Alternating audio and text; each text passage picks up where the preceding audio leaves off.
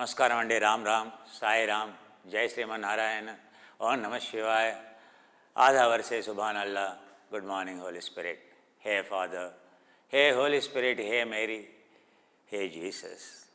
మనం ఆ పరమాత్మని, ఆ అల్లాని, ఆ హోలీ స్పిరిట్ని అంతిమంగా మనం కనెక్ట్ చేయడానికే ఆ శరీరంలో ఉండేటువంటి తాపాన్ని తొలగించుకునేటువంటి విధానమే, ఆ శరీరంలో ఉండేటువంటి ప్రకృతిని తొలగించుకునేటువంటి విధానమే మానవత్వంతో ఓడినటువంటి ఒక మానవునిగా మారేటువంటి ఒక సంతువుగా, ఒక ప్రవక్తగా, ఒక సంతువుగా మారడానికి సంతుష్టిగా ఉండేటువంటి వ్యక్తిని ఒక సంతువు అని అంటాం. ఈ దాన చేయటం వల్ల ప్రాణాయామం స్థూల శరీరం మీద పనిచేసాం, సూక్ష్మ శరీరం మీద పనిచేస్తున్నాం. సూక్ష్మ శరీరంలో ప్రాణమయ కోశం మీద పనిచేస్తున్నాం. ఆ ప్రాణమయ కోశం సూక్ష్మ శరీరం మీద పనిచేస్తున్నాం అంటే, ప్రాణమయ కోశం మీద పనిచేస్తున్నాం అంటే అది గ్రాణపీడన విద్య అయినా, అది లేదా సూక్ష్మమైనటువంటి ప్రాణాయామమైనా, ఇది మనోమయ కోశం మరియు విజ్ఞానమయ కోశంతో కూడా పనిచేస్తుంది కనుక మన యొక్క అంతిమ లక్ష్యం ఏంటి అని అంటే, ఆ విద్యతో ఓడినటువంటి ఆ ఆనందమయ కోశం, అందులో ఉండేటువంటి సిన్ ఏదైతే జీసస్ చెబుతాడో, sin, wash your sin, purify your blood, ఆ రక్తాన్ని శుభ్రం చేయి.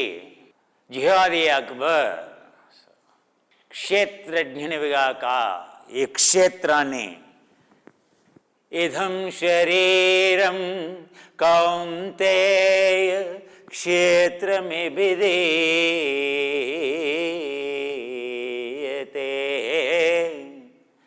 ఇది దున్నే విధానం, ఇది సాగు చేసే విధానం. ఎవరైతే సాగు చేశారో, అందులో ఆనందం అనేటువంటి పంటను ఎవరైతే పండించుకుంటారో వాళ్ళని జీసస్ అంటాం, వాళ్ళనే ప్రాఫిట్ అని అంటాం, వాళ్ళని గురు నానక్ అని అంటాం, వాళ్ళని శంకరాచార్య అని అంటాం, వాళ్ళని ప్రవక్త అని అంటాం, వాళ్ళని బుద్ధ అని అంటాం, వాళ్ళని మహావీర అని అంటాం, వాళ్ళని యోగి అని అంటాం. ఇది మాత్రమే మార్గం. ఆ శంకరాచార్యుల వారు 64,000 ఆసనాలు వేసిన, రామానుజాచార్యుల వారు 26,000 ఆసనాలు వేసిన, ఎవరైతే చెప్పుకుంటారో మేము రామానుజాచార్య యొక్క భక్తులమని, మరి రామానుజాచార్యుల వారు 20,000 ఆసనాలు, 26,000 ఆసనాలు, మరి శంకరాచార్య వారు 64,000 ఆసనాలు, మాధవాచార్యుల వారు 16,000 ఆసనాలు, ఆ యొక్క టిబెట్లో 7,000 ఆసనాలు, నా గురువర్యులు అయినటువంటి అనేక గురువర్యులు, ఆ గురువర్యుల్లో శ్రీ కృష్ణమాచార్యుల వారు 3,000 ఆసనాలు. ఈ విధంగా ఆసన ప్రాక్టీస్ లేకుండా యోగ మకరందం అనేటువంటి పుస్తకం శ్రీ కృష్ణమాచార్యుల వారు 1934లో అయితే రాశారో, ఆ మొదటి ఉపోద్ఘాతంలో, మొదటి పుటల్లోనే, మొదటి పేజీల్లోనే ఉంటుంది, అయ్యా ఈ యోగా అనేది ఒక ఆసనమైనా, ప్రాణాయామమైనా, ముద్ర అయినా, బంధన అయినా, ధారణ అయినా, ధ్యాన అయినా, సమాధి అయినా, కేవలం వైరాగ్యాన్ని ఉద్దేశించి ఆ అల్లాని, ఆ తౌహీద్ని, ఆ హోలీ స్పిరిట్ని, ఆ పరమాత్మని, ఆ పరబ్రహ్మని చేర్చడమే నీ లక్ష్యంగా ఉండాలి. ఆ ముముక్షత్వమే లేకపోతే నీకు యోగా అనేటువంటి విద్య నేర్చుకోవడం అనవసరమని కరాఖండిగా చెబుతాడు. ఎవరైతే ఆ విధంగా వైరాగ్యాన్ని ఎవరైతే ఆశ్రయిస్తారో, ఎవరి లక్ష్యమైతే కేవలం అల్లా లేదా హోలీ స్పిరిట్ లేదా పరబ్రహ్మ ఉంటుందో వాళ్ళకి మాత్రమే నేను యోగా చెబుతానని ఆ కృష్ణమాచార్యులు ఘంటాపదంగా చెబుతారు. ఈరోజు ఆ విధంగా మీకు ఎంతమంది ఆ యోగ విద్యని మీకు చెబుతున్నారు? ఆ సంపూర్ణమైనటువంటి యోగ విద్యని, అంటే ఆ హఠయోగం, లయయోగం యొక్క అన్ని భాగాల్ని మరియు ఆ యొక్క ఆధ్యాత్మికతకి సంబంధించినటువంటి, ఆ యొక్క సనాతన ధర్మానికి సంబంధించినటువంటి, వైదిక ధర్మ మార్గానికి సంబంధించినటువంటి ఆత్మ విద్యకి కుశల సమాధి ఏమిటి, అకుశల సమాధి ఏమిటి, సవికల్ప సమాధులు ఏమిటి, నిర్వికల్ప సమాధులు ఏంటి, సంప్రజ్ఞాతం ఏంటి, అసంప్రజ్ఞాతం ఏంటి, 4వ సమాధి ఏమిటి, 5వ సమాధి ఏమిటి, 6వ సమాధి ఏమిటి, 7వ సమాధి ఏమిటి, 8వ సమాధి ఏంటి, ఏకాగ్ర భూమికలు అంటే ఏమిటి, నిరోధ భూమికలు అంటే ఏంటి, ఆ 8 నిరోధ భూమికలు అంటే ఏమిటి, ఆర్యులని ఎవరంటారు? పతంజలి చెప్తున్నాడు, అథ యోగానుశాసనం అని చెప్తున్నాడు. క్షిప్తభూమి క్షిప్తభూమి మూఢభూమి విక్షిప్తభూమి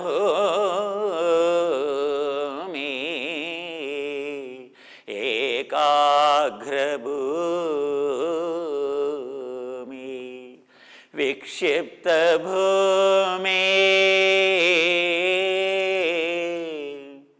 ఆ రెండో సాధనా పాదంలో ఏం చెప్తున్నాడు? బాహ్యాభ్యంతర ఆక్షేపి చతుర్ద. ఆ విక్షిప్త భూమికని ఎవరైతే అధిగమిస్తారో ఆ విక్షేపాల్ని, ఆ నవ విక్షేపాల్ని లేదా 5 విక్షేపాల్ని ఎవరైతే అధిగమిస్తారో వాళ్ళకి మాత్రమే సమాధి, వాళ్ళకి మాత్రమే తురీయావస్థ. అక్కడి నుండి మొదలవుతుంది ఏకాగ్ర భూమిక. ఏకాగ్ర భూమిక అంటే సమాధికి 8 సమాధులు. తర్క వితర్క విచార నిర్విచార ఆనందానుగత ఆస్మేత. ఇవి కేవలం సవికల్ప సమాధులే కదా, ఇవి కేవలం సంప్రజ్ఞాత సమాధులు మాత్రమే కదా. 3వ సమాధిలో శ్వాస ఆగిపోయినా, 4వ సమాధిలో నీ యొక్క గుండె హృదయం ఆగిపోయినా దాని నిరోధ భూమిక అని అనేది ఇది కేవలం ఏకాగ్ర భూమికకి సంబంధించినటువంటి విషయం మాత్రమే. దాన్ని దాటి 5వ సమాధి, 6వ సమాధి, 7వ సమాధి, 8వ సమాధి, ఈ సమాధులన్నీ కూడా ఘ్రాణపీడనకి, శ్వాస నియంత్రణతో కూడినటువంటి సమాధులు. ఆ విషయమే వశిష్ఠుడు శ్రీరామునికి ఆ యోగ వశిష్ఠసారంలో ఉద్బోధిస్తున్నాడు. అలాగే ఆ దత్తాత్రేయుడు ఆ యొక్క త్రిపురయోగ రహస్యంలో చెబుతున్నాడు పరశురాముడికి చెబుతున్నాడు. వికలం చెందినటువంటి ఆ పరశురాముడు, ఖిన్నుడైనటువంటి ఆ పరశురామునికి ఆ యొక్క ఏ విధంగానైతే అశోకుడికి ప్రచండ అశోకునిగా ఆ ధర్మాన్ని, ఆ యొక్క విద్యని అభ్యసించి, ఆత్మవిద్యని అభ్యసించి ఏ విధంగా అశోకునిగా మారాడో ఆ పరాశరుడు, ఆ పరశురాముడు, పరుషంతో ఊడినటువంటి ఆ రాముడు చాలా శాంతంతో ఊడినటువంటి రాముడిగా మారాడు. ఆ రహస్యమే త్రిపురయోగ రహస్యం. ఎవరు చెప్పినా కూడా అందులో ఉండేటువంటి ఘ్రాణపీడనని సమాధులకి ఎలా, వాళ్ళు ఏది చెప్పినా కూడా 4వ సమాధి వరకు మాత్రమే. 5వ సమాధి, 6వ సమాధి, 7వ సమాధి, 8వ సమాధి అనేది అది వైరాగ్యానికి విరుద్ధం గనక అందుకే ఆ సాధనల గురించి పతంజలి చెప్పడు. ఈవెన్ బుద్ధుడు కూడా కేవలం సతిపత్తానుసతుల మార్గపరంగా నీకు ఎన్లైటన్మెంటే రావాలంటే, అల్లానే పొందాలి అని అంటే, లేదా హోలీ స్పిరిట్నే పొందాలి అని అంటే, నువ్వు పరబ్రహ్మనే పొందాలి అని అంటే, కైవల్యమే పొందాలి అని అంటే, పురుష సాక్షాత్కారాన్ని పొందాలి అని అంటే ఆ 4 సమాధులే చెబుతాడు. మొదటి ధ్యానము, 2వ ధ్యానము, 3వ ధ్యానము, 4వ ధ్యానము. ఆయన ధ్యాన అనేటువంటి పదం వాడతాడు. ఎందుకంటే విక్షేపాలని ఎవరైతే తీసివేసే సమాధిని, కుశలమైనటువంటి సమాధిని పొందుతారో దాన్ని ఏమంటారు? కుశలమైనటువంటి సమాధిని విక్షేపాలని మండించటం ద్వారా వచ్చేటువంటి సమాధిని ధ్యాన అని అంటారు. ఆ విక్షేపాలని మండించకుండా ఏ మంత్రం ద్వారానో గ్రాహ్య గ్రహణ విషయాల్లో జరిగేటువంటి, అంటే ఏ చక్రాల మీదనో లేకపోతే ఏ ఊహాతీతంగానో గ్రహణపీడన విద్యతోనో వచ్చేటువంటి సమాధులను ఏమంటామంటే సవికల్ప సమాధులు అని అంటాం. దాన్ని ధ్యాన అని అనం. అందుకే భిన్నమైనటువంటి పదజాలాన్ని ఆ యొక్క బుద్ధుడు ఉపయోగిస్తాడు. పదజాలం ఒకటే, ఆయన కూడా అదే చెబుతాడు. తర్క సమాపత్తి, వితర్క సమాపత్తి, విచార సమాపత్తి, నిర్విచార సమాపత్తి అనే బుద్ధుడు కూడా చెబుతాడు. బుద్ధుడు వాడినటువంటి పదమైన, అక్కడ పతంజలి వాడినటువంటి పదమైన, వాళ్ళ యొక్క గురువు, వాళ్ళు ఫాలో అయినటువంటిది మెథడ్ ఎవరయ్యా అంటే హిరణ్య గర్భుడు, ఆ కపిల మహాముని, ఆ సాంఖ్యశాస్త్రం. వేదిక్ పీరియడ్, వేదానికంటే ముందు కేవలం ప్రకృతి, కేవలం పురుష అంటే శివుడు, ప్రకృతి అంటే పరాశక్తి. ఆ రెండింటిని కలయికనే. ఎప్పుడైతే ప్రకృతి పురుషుల్లో కలిసిపోతుందో, ఆ ఆత్మ పరమాత్మలో, ఆ హోలీ స్పిరిట్ అనేది హోలీ స్పిరిట్లో మన యొక్క జీవం అనేది ఆ యొక్క అల్లాలో కలిసిపోయిందని అర్థం. ఇది యొక్క మార్గం. ఎందుకు చెప్తున్నానయ్యా అంటే, మనం వేసేటువంటి ప్రాణాయామం ఏదైతే ఉందో, మనం ఏ విధంగా ప్రాణాయామం చేస్తున్నామంటే కనెక్టింగ్ ప్రతిరోజు అది చాలా ముఖ్యం. ఆ దాన చేయటం అనేది చాలా ముఖ్యం. అందుకే మళ్ళీ నేను చెబుతున్నాను, మనం ఇప్పుడు ప్రాణాయామంలోకి వెళ్దాం. ప్రాణాయామాలు నేర్చుకుంటున్నాం, స్థూల ప్రాణాయామాలు. ఆ తర్వాత అందులో ముద్ర సహితమైనటువంటి విభాగ ప్రాణాయామాలు నేర్చుకున్నాం.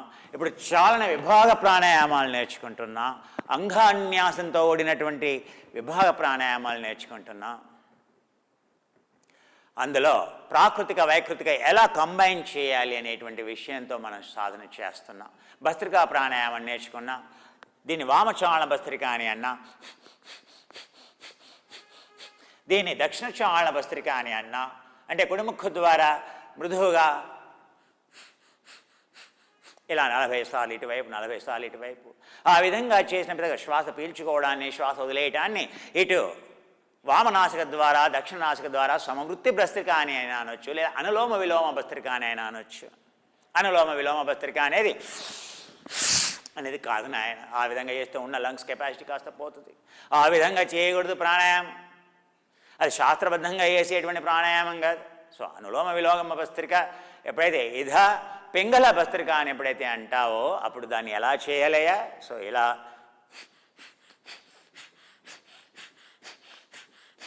సో హం సో హం సో హం సో హం సో హం పీల్చుకునేటువంటి శ్వాస, వదిలేసేటువంటి శ్వాస ఎడమవైపు కుడివైపు, ఎడమవైపు పొట్ట కుడివైపు పొట్ట. ఆ విధంగా నీ యొక్క పొట్ట ఏదైతే ఉందో మృదువుగా అవుతుంది. పొట్టలో ఉండేటువంటి కండరాలు మృదువుగా అవుతాయి. అక్కడ రక్త ప్రసరణ పెరుగుతుంది. అక్కడ ఉండేటువంటి కొవ్వు కరిగిపోతుంది. అక్కడ ఉండేటువంటి జీర్ణ వ్యవస్థకు సంబంధించినటువంటి మల విసర్జన వ్యవస్థకు సంబంధించినటువంటి మూత్ర విసర్జనకు సంబంధించినటువంటి అవయవాలకి ఎంతో పుష్టి కలుగుతుంది, ఎంతో స్వస్థత కలుగుతుంది. అక్కడ ఉండేటువంటి మాలిన్యాల భస్త్రిక ద్వారా అక్కడ కణజాలంలో ఉండేటువంటి మాలిన్యం అంతా శుద్ధి అయిపోతుంది. భస్త్రిక అనేది పూర్తిగా శుద్ధి చేసేది, కఫవాత పిత్త దోషాలని సమూలంగా బంధించి వేసేది భస్త్రికా ప్రాణాయామం అని అనుకున్నాం. ఆ తర్వాత మనం చేసినటువంటి వాతక్రమ భస్త్రిక, మన ఆహార వాహికలో ఆ తర్వాత మన యొక్క శ్వాస వాహిక ఏదైతే ఉందో ఆ శ్వాస వాహికని రెస్పిరేటరీ ట్రాక్లో ఉండేటువంటి పొల్యూషన్ ఏదైనా ఉన్నా కూడా ముక్కు పుడకలు అనేవి చాలా ముఖ్యమని, అలాగే ఈ యొక్క ప్రాణాయామం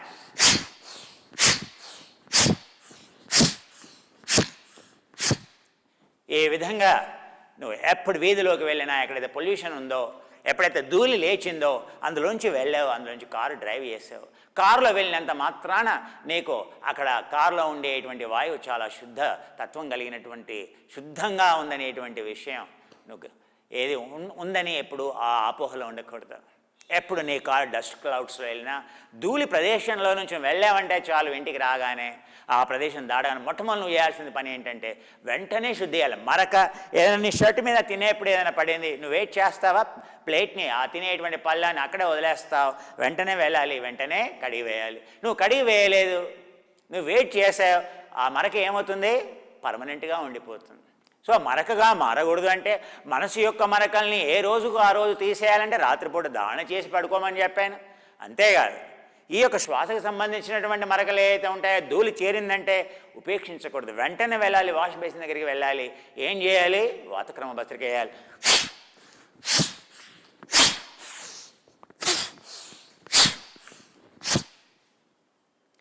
ఇదేదో ఉదయం పూట సాయంత్రం పూట ఇదేది చేసేటువంటివి కాదు.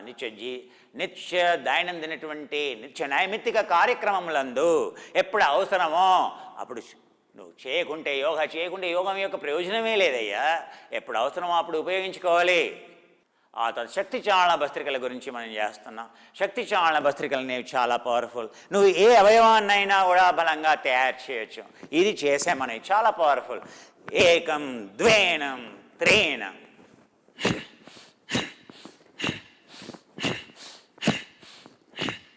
చేసేప్పుడు జాగ్రత్తగా చేయాలి. చూసారుగా నేను ఎంత గట్టిగా కొడుతున్నాను, ఆయన ఏం కాదు. మీరు కొట్టడం ఎక్కడ కొడుతున్నారు? పక్కన pectoralis major angular oblique muscle, oblique pectoralis మీద పైన కొడుతున్నారు మీరు, అంతేగాని యాంటీరియర్ పెక్టరాలిస్ మీద కొట్టట్లేదు. ఎదురుగా ఛాతీ మీద కొట్టుకోవట్లా, మీ రొమ్ము మీద కొట్టుకోవట్లా, ఇక్కడ పక్కన పెక్టరాలిస్ ఆబ్లిక్ పెక్టరాలిస్ మీద కొడుతున్నారు. ఎక్కడైతే లింఫ్ నోడ్స్ ఉన్నాయో లింఫ్ నోడ్ సర్క్యులేషన్ పెరుగుతుంది. లింఫ్ నోడ్ సర్క్యులేషన్ కనుక ఉన్నట్టయితే క్యాన్సర్ కారణం ఏంటి అంటే ఈ లింఫ్ నోడ్స్ ఇన్ఫ్లేమ్ అవుతాయి. ఎక్కడ క్యాన్సర్ వచ్చినా ఆ లింఫ్ నోడ్స్లోకి వెళ్ళిపోతుంది. ఎందుకు లింఫ్ నోడ్స్లోకి వెళ్ళిపోతాయి? మీ శరీరంలో ఎక్కడ ఏ కణజాలంలో ఏ మాలిన్యం ఉన్నా శుద్ధి చేసేది ఏంటయ్యా? Lymph circulation system, lymph fluid, lymph అనేటువంటి ద్రావణం ప్రతి అరగంటకు ఒకసారి మీ ఇంటెస్టైన్లోకి పంపు చేస్తూనే ఉంటుంది. సో ఇక్కడ కనుక మనం మసాజ్ చేసుకున్నట్టయితే ఇక్కడ ఎప్పుడైతే వ్యాయామం చేస్తున్నామో ఆ లింఫ్ ఫ్లూయిడ్ అక్కడ రక్త ప్రసరణ పెరగడం వల్ల, లింఫ్ ఫ్లూయిడ్ సర్క్యులేషన్ పెరగడం వల్ల ఆ లింఫ్ ఫ్లూయిడ్ ఎప్పుడైతే ఇంటెస్టైన్లోకి పెద్ద ప్రేవులోకి వెళ్ళిపోతుందో చిన్న ప్రేవులోకి వెళ్ళిపోతుంది, చిన్న ప్రేవులోకి ఆ మాలిన్యం అంతా చిన్న ప్రేవులోకి వెళ్ళిపోతుంది. అందువల్ల బ్రెస్ట్ క్యాన్సర్ రాదు. లింఫ్ సర్క్యులేషన్ అనేది దెబ్బతినటం వల్లనే క్యాన్సర్ మెటాస్టేసిస్ అవుతుంది. క్యాన్సర్ అనేది ఏది లింఫ్ నోడ్స్కి చెందుతుంది. బాగా గుర్తుపెట్టుకోండి. అంటే ఏంటి, మీ యొక్క బ్లడ్ సర్క్యులేషన్ గురించి you are worried, but you must worry about cerebrospinal fluid circulation and lymph circulation. Lymph circulation is the main important. ఇప్పుడు క్యాన్సర్ కారణం ఏంటంటే అంటే నీ యొక్క ప్రేవుల్లో అసలు పేరుకొనిపోయేటువంటి మురికి వల్ల అక్కడ ఈ లింఫ్ ఫ్లూయిడ్ వెళ్ళి అక్కడ మురికిని తీసుకుంటుందంటే లింఫ్ ఫ్లూయిడ్, అందుకనే క్యాన్సర్ వస్తుందంట. అసలు ఎక్కడైతే మురికిని వదిలివేయాలో అక్కడ నుండి మురికి తీసుకుంటుందయ్యా బాబు. అంటే ఏంటి, నీ యొక్క ప్రేవుల్లో ఉండేటువంటి వాతావరణం ఎంత దారుణంగా తయారైపోయిందయ్యా అంటే అసలు ప్రేవుల్లో మన శరీరంలో ఉండేటువంటి మాలిన్యాన్ని ప్రేవుల్లో వదిలిపెట్టాల్సింది ఎప్పుడు వదిలిపెడుతుంది, ప్రేవులు శుభ్రంగా ఉంటే అక్కడ వదిలిపెడుతుంది. ప్రేవులు అపరిశుభ్రంగా ఉన్నాయి, అక్కడే మురికి ఎక్కువగా ఉంది, ఇక్కడ నుంచి వెళ్ళేటువంటి మురికి తక్కువగా ఉంది, అక్కడ ఉండే మురికిని తీసుకొని వస్తుంది లింఫ్ ఫ్లూయిడ్. అందుకే బ్రెస్ట్ క్యాన్సర్ అని అంటున్నారు, అందుకే లంగ్ క్యాన్సర్ అని అంటున్నారు, అందుకే మెటాస్టేసిస్కి కారణం ఏంటయ్యా అంటే లింఫ్ సర్క్యులేషన్ సిస్టమ్ సరిగ్గా లేదు. ఈ విషయం మ్యాక్స్ గర్సన్ అనేటువంటి ఆయన 1954లోనే అయ్యా ఈ లివర్ని, ఆ తర్వాత నీ యొక్క కోలన్ని, నీ యొక్క ఇంటెస్టైన్ని పూర్తిగా శుద్ధి చేయడం వల్ల క్యాన్సర్ని, ఈవెన్ మెటాస్టేజ్డ్ క్యాన్సర్ని కూడా ఆహారం ద్వారా ఎలా నివృత్తి చేసుకోవచ్చు. మ్యాక్స్ గర్సన్ అనేటువంటి డైట్, ఈవెన్ ఆయన ఇంత పెద్ద పుస్తకం రాశాడు, ఏది ద క్యాన్సర్ అండ్ దానికి 50 కేస్ స్టడీస్ ప్రజెంట్ చేశాడు. అది 1954-56లో. అదొక సంచలనం ఆ రోజుల్లో. అక్కడ కావాల్సింది ఏంటంటే ఆయన కాఫీ అయితే ఉందో, మన యొక్క వస్తికర్మ అయితే ఉంటుందో, మన ఆయుర్వేదకి వెళ్తాం, పంచకర్మకి వెళ్తాం, ఏం చేస్తారయ్యా, వస్తికర్మ చేస్తారు, లోపల ఏం చేస్తారా, ఆయిల్ పెడతారు, ఆయిల్ పోసి తీస్తారు. ఆయన ఏం చెప్పాడు, అన్నిటికంటే గొప్పనైనటువంటి వస్తికర్మ ఏంటని చెప్పాడు, కాఫీ అని. మా కాఫీ డికాక్షన్ ఫ్రెష్గా రోస్ట్ చేసి పచ్చి కాఫీ గింజల్ని పెనం మీద వేయించేసి వాటిని చక్కగా గ్రైండ్ చేసి దాని యొక్క డికాక్షన్ చేసి దాని యొక్క ఎనిమా తీసుకుంటే దాని ద్వారా ఆ ప్రేవుల్లో ఉండేటువంటి సమస్తమైనటువంటి ఆ యొక్క మాలిన్యం తొలగిపోతుందని, అక్కడ ఉండేటువంటి లివర్, దాని ద్వారా లివర్ కూడా శుద్ధి చెందుతుందని ఆయన మెథడాలజీ అంతా కాలేయము ఇంటెస్టైన్. తద్వారా ఆయన ఎన్నో క్యాన్సర్లని క్యూర్ చేసి చూపెట్టాడు. సో ఈ విషయాల్ని అర్థం చేసుకుంటే, సో ఎందుకు చెప్తున్నానయ్యా ఇది,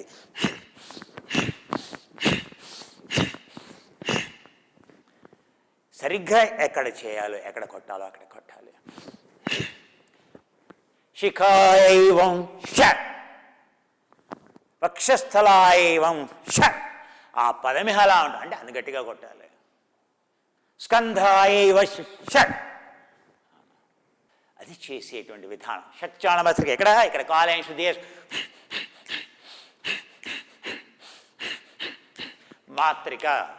ఈ కాలంలో శ్వాసను పీల్చుకోవాలి. దీన్ని ఒక మాత్ర అంట, మాత్రకాలం అంట. మాత్రము వేరు, మాత్రిక వేరు. మాత్ర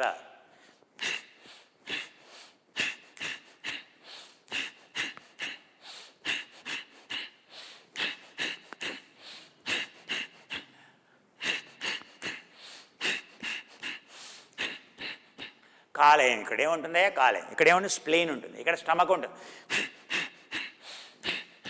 ఎవడి పొట్ట మీద కొడితే పాపం వస్తాయి, నీ పొట్ట మీద కొట్టుకుంటే పుణ్యం వస్తుంది. అక్కడ ఉండేటువంటి కొవ్వు కరిగిపోతుంది, అక్కడ ఉండేటువంటి పాపం కరిగిపోతుంది, అక్కడ ఉండేటువంటి మాలిన్యం కరిగిపోతుంది అయ్యా. అందుకని మన శాస్త్రం అనేది ఎవడి పొట్ట మీద కొట్టమని చెప్పట్లే, నీ పొట్ట మీద కొట్టుకోమని చెప్తుంది. కొట్టుకుంటే అది ఎంతో పొట్ట తగ్గుతుందని చెప్తుంది అయ్యా. అవునా, డయాబెటీస్, ప్యాంక్రియాస్ ఇక్కడ ఉంటాయి. అందుకే ఇక్కడ శక్తిశాల దహన ఏమని చెప్తున్నాడు.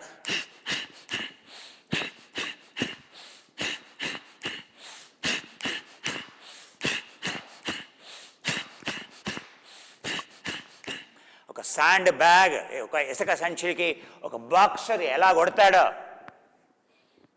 అలా టైట్ చేసి నీ కండరాల్ని, అబ్డమినస్ రెక్టర్, సుపీరియర్, మీడియర్, ఇన్ఫీరియర్, ఈ కండరాల్ని బిగించి, ఎవరో కొట్టడం కాదు, నువ్వే కొట్ట, నీ బలాన్ని అంతా. ఇప్పుడు నీకు కండరాలు వచ్చాయి, నేను చెప్పినటువంటి ఆహారం తీసుకున్నట్టయితే, నేను చెప్పినటువంటి ఆసనాలు కనుక నువ్వు ఈ పాటికి ఈసరికి చేసి ఉన్నట్లయితే ఈ పాటికి నాలాగా ఎంతో స్వస్థత వచ్చి ఉంటుంది. ఎందుకంటే నేను మీకు చెప్పేటువంటి 4 నెలల కాలంలో సుమారు 5 నెలలు కావస్తుంది. ఈ 5 నెలల కాలంలో నా యొక్క స్టూడెంట్స్కి ఎవరికైతే శిక్షణ ఇచ్చానో వాళ్ళ యొక్క శరీర దారుఢ్యం అనేది ఎంత పెరిగిందంటే, ఇప్పుడు వాళ్ళని ఇలా కొట్టమన్నా అనుకోండి, అవునా, మీకు తెలిసిపోతుంది, అబ్బా ఎంత బలం ఉంది అని. ఆ బలం ఎక్కడ నుండి వచ్చింది?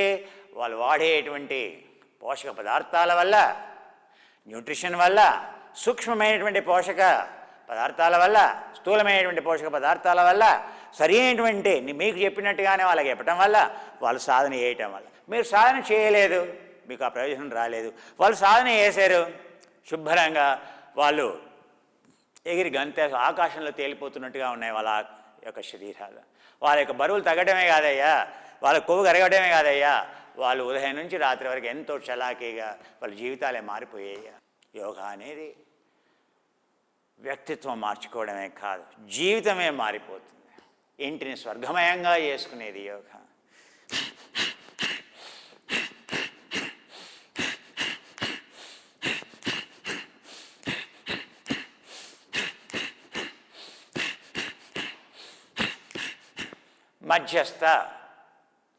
మధ్య మీ ఉదరం యొక్క మధ్య భాగానికి నాభికి ఇరువైపులా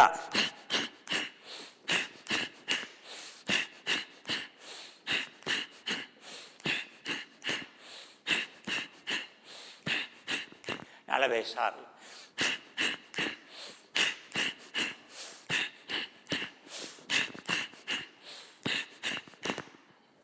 మీ పొట్ట ఎంత గట్టిగా ఉందో నేను కొడితే మీరు భరిస్తే అప్పుడు మీరు మీ పొట్ట అంత గట్టిగా ఉన్నట్లే. మీ పొట్టలో కండరం ఉందా లేదా కొవ్వు ఉందా తెలిసిపోతుంది.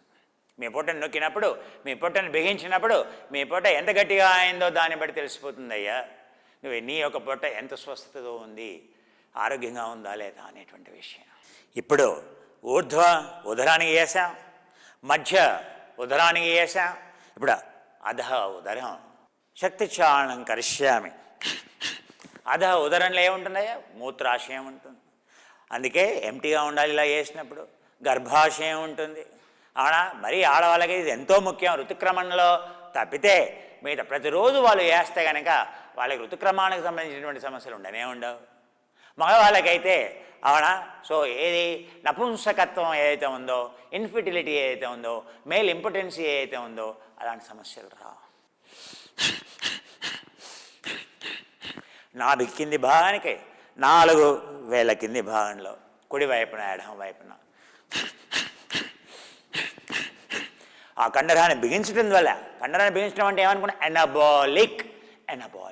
ఎనబాలిక్ అంటే ఏంటి? కెటబాలిజం తర్వాతనే ఎనబాలిక్. ఎనబాలిక్ అంటే ఏంటంటున్నా అక్కడ ఉండేటువంటి ఏటీపీని కన్జ్యూమ్ చేస్తే ఎనబాలిక్. అలా కంట్రాక్ట్ చేస్తున్నాం అంటే చాలు అక్కడ ఉండేటువంటి సమస్తమైనటువంటి కణజాలానికి వ్యాయామం, అద్భుతమైనటువంటి వ్యాయామం, కొత్త కణజాలం ఉత్పత్తి అవుతుంది. తద్వారా ఆ గర్భాశయంలో ఉండేటువంటి సమస్యలు తొలగిపోతాయి.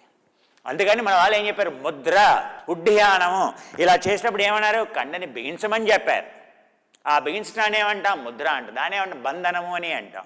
ఇప్పుడు నేనేం చేస్తున్న బంధనము, ఊర్ధ్వ ఉదర బంధనము, మధ్య ఉదర బంధనము, అధ ఉదర బంధనం.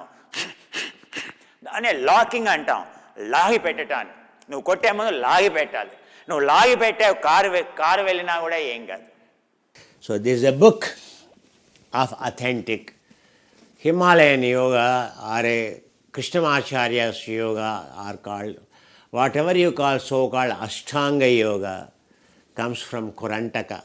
Even Krishnamacharya could not find in his lifetime authentic Kurantaka book. Okay. So, and nowhere in the world you have complete script of this text. It comes from the Kagyu tradition, but this is original yoga asana practice. How the asana, what Krishnamacharya practiced. So Mr. Steve, so from UK has done enormous amount of work of these pictures. You can see the beautiful pictures. This is the second edition we are printing. The first print is in the UK, this is the second print. So this second print, having got printed, this is a special paper. In fact, Steve used a special paper for this book. And it has, as you can see, the different 2 colors of the papers shows original script. Because original manuscript is here, we attach it to, you can see the original shlokas and original pictures. So there are the two colors in this too. You can see the two colors. One is the chants in Sanskrit, and another one, remaining all are, so the pictures. This is only the picture where you will find the oldest, authentic asana, drawn in those days by a human. So an incompetent, artist. You can say, because yogis are not artists, right? So you can see this is from original man. So original manuscript we attached, both Sanskrit chant and the pictures given in that original book. Okay? And English translation is here. And we have, for your description, so the posture here, for you to understand, we have given you here. So these are the illustrations given by Steve in the UK, the one who wrote that book Angel and Engine Driver. So the book in the UK printed was very expensive.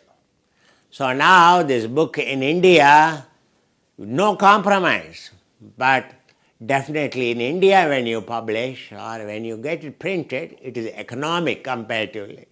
So since ours is a no profit, no loss company or organization by the students, so this is available now in India at off price, right?